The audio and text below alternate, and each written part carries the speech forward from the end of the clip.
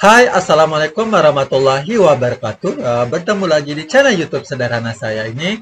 Jadi untuk kesempatan kali ini, mari kita belajar tentang soal pretest PPG untuk guru SD. Dan ini merupakan bagian ke-16. Nah, seperti video sebelumnya, tentu di video kali ini ada beberapa catatan yang perlu teman-teman perhatikan. Nah, catatan yang pertama di sini soalnya terdiri dari 10 soal, dan 10 soalnya ini ada 5 soal tentang pedagogik dan ada 5 soal untuk IPA dengan materi adalah bioteknologi. Dan tentunya mari kita berdiskusi apabila teman-teman menemukan ada jawaban atau pembahasan yang salah. Nah, untuk tidak berlama-lama kita langsung ke soal yang pertama. Di sini untuk soal yang pertama, di bawah ini merupakan beberapa langkah-langkah dalam penyusunan butir soal kecuali. Yang A di sini menentukan tujuan tes, yang B di sini menentukan kompetensi yang akan diujikan, yang C menentukan batas ketuntasan atau kelulusan, yang D menentukan materi yang diujikan, yang E menyusun kisi-kisi. Nah, untuk soal nomor 1 ini kira-kira jawaban yang tepat yang mana?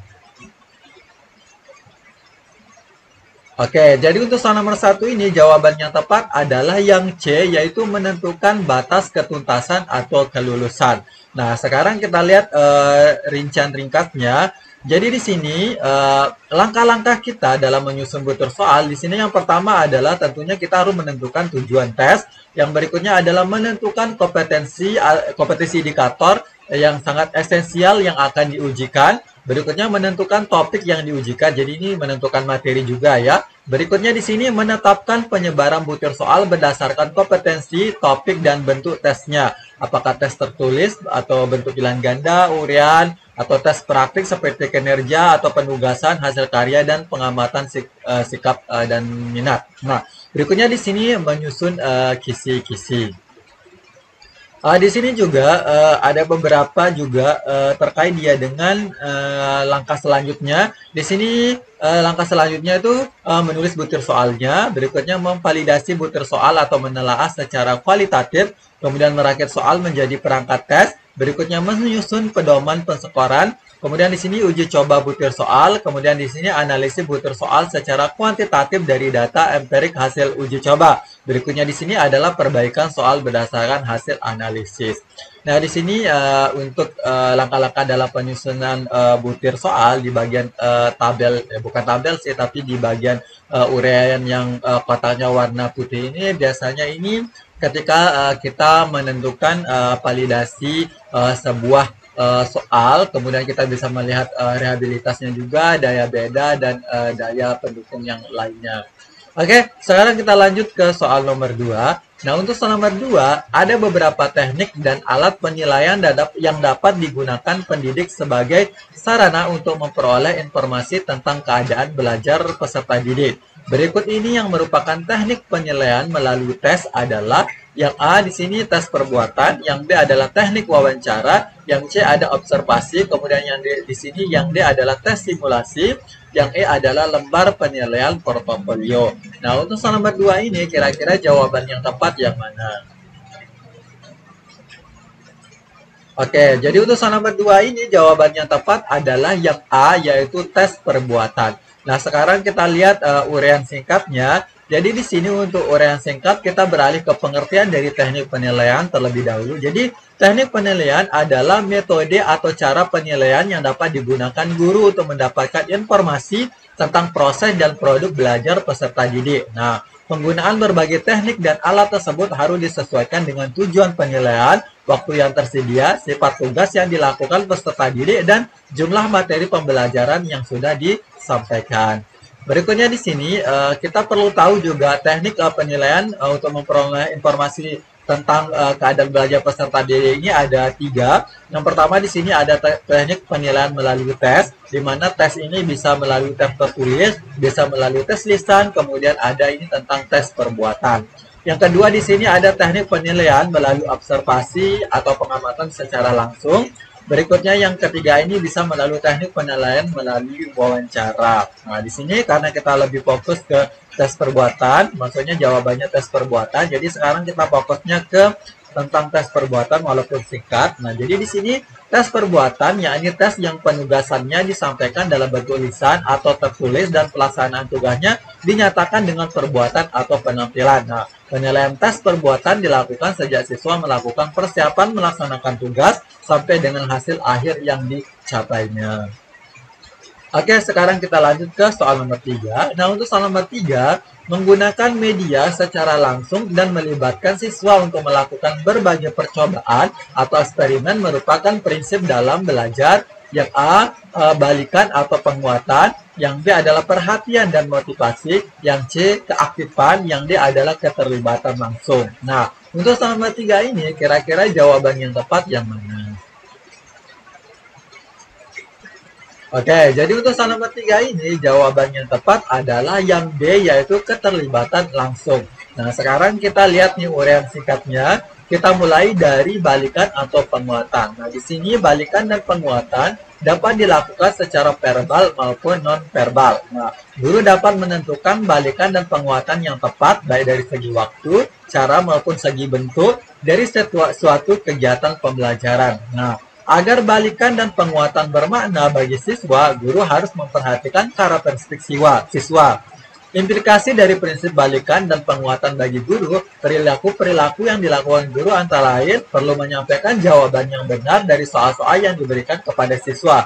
Guru perlu memberi catatan-catatan pada hasil kerja siswa, baik secara individu maupun secara berkelompok.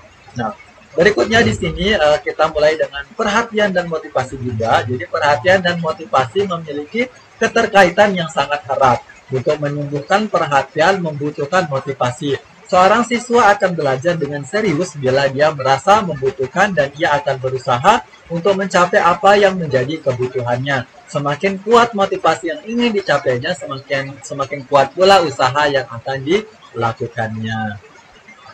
Oke, berikutnya di sini tentang keaktifan belajar. Ini ditandai oleh adanya keterlibatan secara optimal, baik intelektual, emosional, dan fisik jika dibutuhkan. Nah, pandangan mendasar yang perlu menjadi kerangka pikir setiap guru adalah bahwa pada prinsipnya anak-anak adalah makhluk yang aktif. Nah, berikutnya di sini keterlibatan langsung, di mana untuk prinsip ini berhubungan dengan prinsip aktivitas, bahwa setiap individu harus terlibat secara langsung untuk mengalaminya, bahwa setiap kegiatan belajar harus melibatkan diri, setiap individu terjun mengalaminya. Nah, keterlibatan langsung, pelibatan langsung siswa dalam pemeriksaan adalah penting. Nah, jadi untuk soal nomor 3 ini memang jawaban yang tepat tentu adalah keterlibatan langsung. Oke, sekarang kita beralih ke soal nomor 4. Nah, untuk soal nomor 4, ini ada kegiatan awal, kemudian kegiatan awalnya ini disajikan komposisi atmosfer, kemudian kegiatan inti, guru membentuk kelompok dan membimbing untuk belajar efek rumah kaca. Nah, untuk kegiatan penutup yang paling tepat diterapkan adalah yang A, kesempatan presentasi, yang B, monitoring kinerja, yang C, mengerjakan latihan soal, yang D, memberi kuis, yang E, refleksi terhadap pemahaman. Nah, untuk soal nomor 4 ini, kira-kira jawaban yang tepat yang mana? Oke, jadi untuk soal nomor 4 ini, jawaban yang tepat adalah yang E, yaitu refleksi terhadap pemahaman. Nah, sekarang ini perlu kita lihat uraian singkatnya. Jadi, ada beberapa kegiatan yang kita lakukan sebagai guru ketika kita menutup, maksudnya langkah menutup kegiatan belajar. Di sini yang pertama itu bersama-sama dengan peserta didik atau sendiri membuat rangkuman atau simpulan pelajaran. Berikutnya yang kedua di sini melakukan penilaian dan atau refleksi terhadap kegiatan yang sudah dilaksanakan secara konsisten dan terprogram. Berikutnya di sini memberikan umpan balik terhadap proses dan hasil pembelajaran. Berikutnya yang nomor 4, merencanakan kegiatan tindak lanjut dalam bentuk pembelajaran remedi, program pengayaan layanan konseling, dan atau memberikan tugas baik tugas individual maupun kelompok sesuai dengan hasil belajar peserta didik. Berikutnya di sini adalah menyampaikan rencana pembelajaran pada pertemuan berikutnya. Nah, jadi ada 5 poin di sini yang kita lakukan ketika kita menutup dalam pembelajaran. Nah, ini teman-teman juga perlu tahu bagaimana kegiatan awal, kegiatan inti, dan kegiatan penutup yang harus kita lakukan. Nah, di sini juga perlu dipahami untuk kegiatan inti itu biasanya ini beralih ke sebuah model dalam pembelajaran. Jadi teman-teman silakan mempelajari juga terkait dia dengan model-model pembelajaran yang kita terapkan di siswa atau di kelas ya. Oke, kita beralih ke soal nomor 5. Berikut ini adalah beberapa karakteristik penelitian tindakan kelas, kecuali yang A. Pelaksanaannya tidak mengganggu kegiatan belajar mengajar. Yang B. Adanya kolaborasi antara guru yang serumpun. Yang C. Berangkat dari masalah nyata dan praktis yang dihadapi guru di kelas. Yang D. Hasil penelitian dapat digeneralisasi untuk skala yang lebih besar. Nah, untuk soal nomor 5 ini, kira-kira jawaban yang tepat yang mana? Oke, jadi untuk soal nomor 5 ini jawaban yang tepat adalah yang D, yaitu hasil penelitian dapat digeneralisasi untuk skala yang lebih besar. Nah, sekarang kita lihat uraian singkatnya. Jadi di sini ditinjau dari karakteristiknya, PTK setidaknya memiliki karakteristik antara lain. Di sini yang pertama didasarkan pada masalah yang dihadapi guru dalam instruksional. Berikutnya yang kedua adalah adanya kolaborasi dalam pelaksanaannya, berarti ini dengan guru yang serumpun ya. Yang berikutnya adalah penelitian sekaligus sebagai praktisi yang melakukan refleksi. Yang keempat di sini bertujuan memperbaiki dan atau meningkatkan kualitas praktik instruksional. Yang kelima di sini dilaksanakan dalam rangkaian langkah dengan beberapa siklus. Nah, ini dia terkait dengan karakteristik dari PTK. Oke, sekarang kita beralih ke soal nomor 6.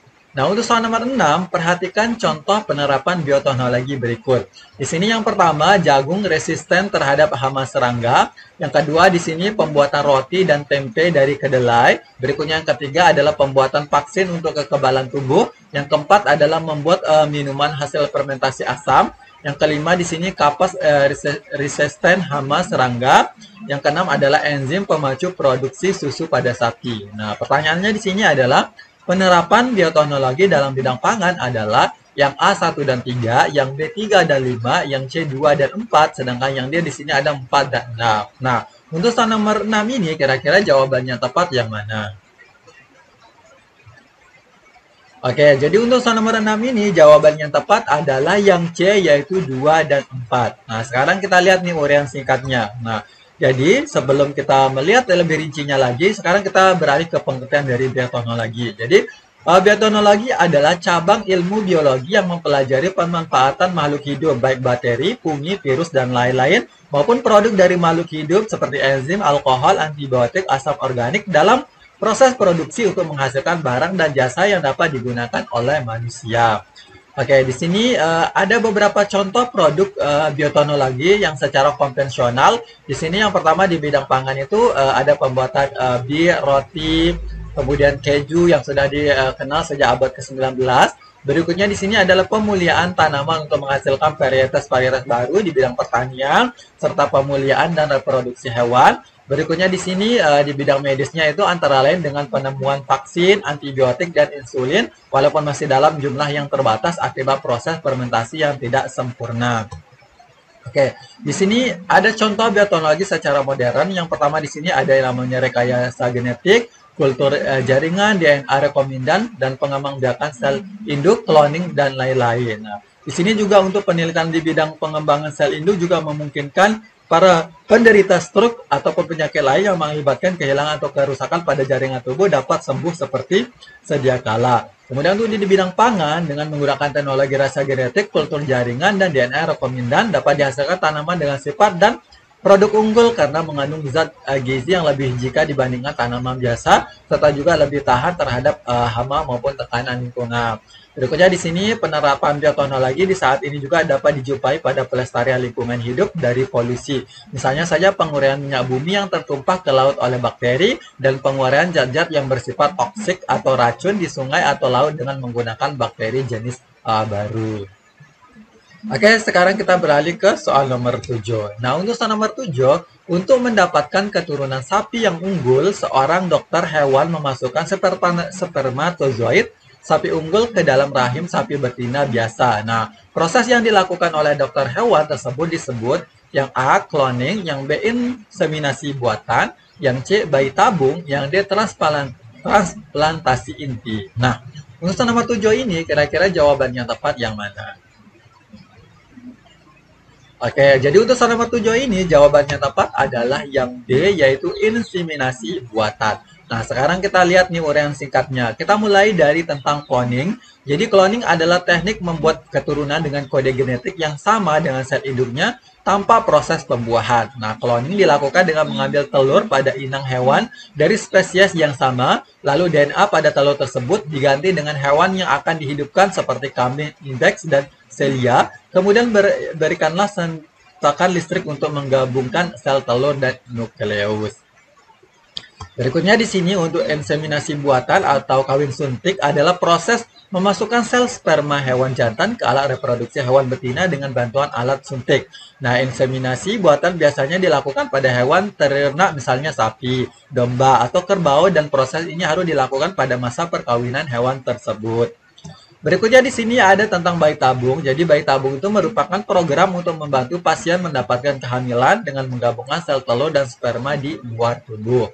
Berikutnya di sini terkait dengan transplantasi inti, ini adalah pemindahan inti dari suatu sel ke sel yang lain agar didapatkan individu baru dengan sifat yang sesuai dengan inti yang diterimanya. Oke, sekarang kita beralih ke soal nomor 8. Nah, untuk soal nomor 8, Pak Amir, seorang petani pisang yang ingin mengembangbiakan tanamannya supaya mendapatkan hasil yang memiliki rasa manis seperti induknya, tetapi dengan cepat dan jumlah yang banyak. Nah, cara yang paling tepat adalah A. Radiasi, yang B adalah kultur jaringan, yang C. Hidroponik, yang D adalah rekomendasi gen. Nah, untuk soal nomor 8 ini, kira-kira jawaban yang tepat yang mana? Oke, jadi untuk soal nomor 8 ini jawabannya tepat adalah yang D, yaitu kultur jaringan. Nah, sekarang kita lihat uraian singkatnya ya. Nah, kita mulai tentang radiasi. Radiasi adalah perpindahan kalor tanpa membutuhkan zat perantara. Nah, jadi ini radiasinya ini saya ambil dari perpindahan kalor ya. Jadi perpindahan kalor itu bisa melalui radiasi. Tapi yang paling kita tahu radiasi berarti kita terkena langsung dengan sinar matahari atau cahaya lampu dan ada beberapa cahaya yang lain. Oke, sekarang kita beralih ke tentang kultur jaringan. Jadi kultur jaringan adalah suatu metode untuk mengisolasi bagian dari tanaman seperti sekelompok sel atau jaringan yang ditumbuhkan dalam kondisi aseptik sehingga bagian tanaman tersebut bisa dapat memperbanyak diri hingga tumbuh menjadi tanaman-tanaman yang baru kembali dengan sifat yang sama. Sedangkan untuk hidroponik di sini adalah salah satu metode dalam budidaya menanam dengan memanfaatkan air tanpa menggunakan media tanah dengan menekankan pada pemenuhan kebutuhan hara nutrisi bagi tanaman tersebut. Nah, berikutnya di sini tentang teknologi rekomendasi gen adalah teknik yang digunakan untuk mengombinasikan gen yang berasal dari organisme yang berbeda. Teknik ini akan menghasilkan DNA rekomendan dan DNA rekomendan ini dimasukkan ke dalam sel organisme agar dapat direplikasikan. Oke, sekarang kita beralih ke soal nomor 9. Nah, untuk soal nomor 9 berikut adalah tahapan rekayasa genetik. Yang pertama di sini menyiapkan DNA yang akan disiapkan. Berikutnya yang kedua adalah mengidentifikasi gen dan mengisolasi gen yang diinginkan. Yang ketiga adalah pemasangan DNA sisipan pada cincin plasmid. Yang berikutnya yang keempat adalah membuat klon bakteri yang mengandung DNA rekomendan. Yang kelima di sini penyisipan DNA rekomendan ke dalam sel bakteri. Baru yang keenam adalah pemanenan produk. Nah, urutan rekayasa genetik yang benar adalah yang A 1 4 2 3 5 6, yang B 5 1 4 2 3 6, yang C 2 1 3 5 4 6, yang D 1 2 3 4 5 dan 6. Nah, untuk soal nomor 9 ini kira-kira jawabannya tepat yang mana? Oke, jadi untuk soal nomor 9 ini jawabannya tepat adalah yang C, yaitu 2, 1, 3, 5, 4, dan 6. Sekarang kita lihat uraian singkatnya. Jadi di sini urutan rekayasa genetik yang benar itu yang pertama adalah mengidentifikasi gen dan mengisolasi yang diinginkan. Gen yang diinginkan. Nah, di sini berikutnya adalah membuat DNA. Jadi di sini ini menyiapkan itu sama. Jadi kemudian pemasangan DNA pada cincin plasmid. Berikutnya penyisipan DNA rekomendan ke dalam tubuh atau sel bakteri. Berikutnya di sini membuat klon bakteri yang mengandung DNA rekomendan dan tentunya adalah pemanenan produk. Oke, kita beralih ke soal nomor 10. Untuk soal nomor 10, fertilisasi in vitro atau yang lebih dikenal dengan bayi tabung adalah teknologi untuk mengatasi masalah kesulitan mendapatkan keturunan pada pasangan suami istri. Nah, pernyataan yang tidak tepat berkaitan dengan teknologi bayi tabung adalah yang A, proses pertemuan sel sperma dengan sel telur terjadi di luar tubuh. Yang B, embrio yang terbentuk berkembang di dalam tabung. Sedangkan yang E, embrio yang dihasilkan ditanam kembali di dalam rahim. Yang D, membutuhkan induksi untuk mengaktifkan pembelahan sel. Nah, untuk soal nomor 10 ini kira-kira jawaban yang tepat yang mana? Oke, jadi untuk soal nomor 10 ini jawaban yang tepat adalah yang D, yaitu membutuhkan induksi untuk mengaktifkan pembelahan sel. Nah, untuk soal nomor 10 ini saya rasa tidak terlalu sulit karena optionnya juga tidak ada yang terlalu mengecoh. Jadi ini bisa dijawab secara langsung oleh teman-teman. Nah, di sini untuk uraian singkatnya ini ada 10 tahap dalam proses pembuatan bayi. Yang pertama di sini adalah seleksi pasien, kemudian yang kedua ada stimulasi atau merangsang indung telur, berikutnya pemantauan pertumbuhan folikel, berikutnya mematangkan sel telur dengan menyuntikkan obat, berikutnya pengambilan sel telur, kemudian pengambilan sperma, kemudian pembuahan, kemudian ada di sini transfer embrio kembali ke dalam rahim agar terjadi kehamilan. Berikutnya penunjang fase luteal ini untuk mempertahankan dinding rahim. Berikutnya yang terakhir adalah proses simpan baku embrio. Jadi ini 10 tahap untuk proses pembuatan bayi tabung. Oke, sekian untuk video kali ini. Terima kasih sudah menontonnya. Kurang lebihnya mohon dimaafkan. Sekali lagi, semoga teman-teman semakin semangat untuk belajar. Sekian, wabillahi taufiq wal hidayah. Wassalamualaikum warahmatullahi wabarakatuh. Bye-bye.